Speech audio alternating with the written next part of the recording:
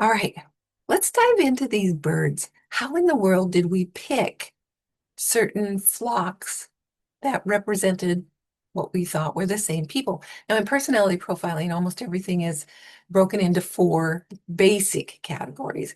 One is the leaders. So they're the driven, focused, bold people. And then there's your analyticals who love details, rules and regulations, graphs and charts.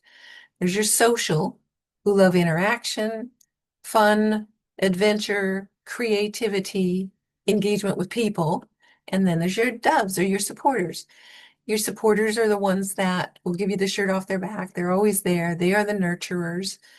They are the behind the scenes kind of people in a relationship driven way, not in a data driven way, like what I would call your analyticals. So we looked at the different flocks. And if you think of like the most powerful flock overall of birds, then definitely your eagles, your hawks, vultures, we call them raptors because that's the category they are. They're kind of the top of the food chain when it comes to the bird world. So that fit really well with the leaders.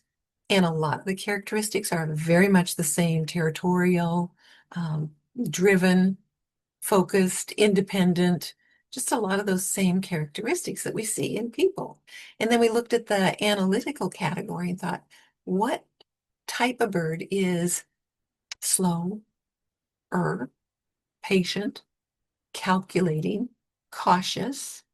They like to be alone, they like their quiet time, and definitely the herons and the egrets came to mind because that's exactly how they are. Then we went into what about those social butterflies, as they call them, in the other types of personality profiling. And we thought, well, all the little songbirds, robins and sparrows and finches, and I mean, all those little birds that clutch the tree branch. And they usually are in flocks. There's usually a lot of them. One of my favorites is what's called the bush tit. I know, kind of a crazy name, but they're adorable. They're just these teeny little gray fluff balls. And if you've ever seen them, they just engulf your tree. They're there eating whatever, and then they're gone.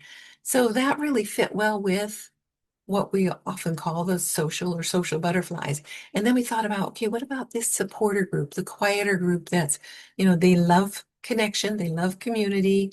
These people like being together, they like to teach, they like to encourage, they like to support, nurses, teachers, etc.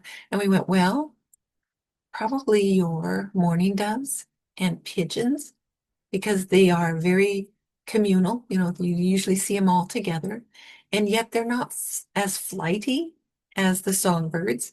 They're not quiet and calculating like the herons, and they're definitely not raptors. In fact, they run from raptors, which is perfect because that's exactly the human world too.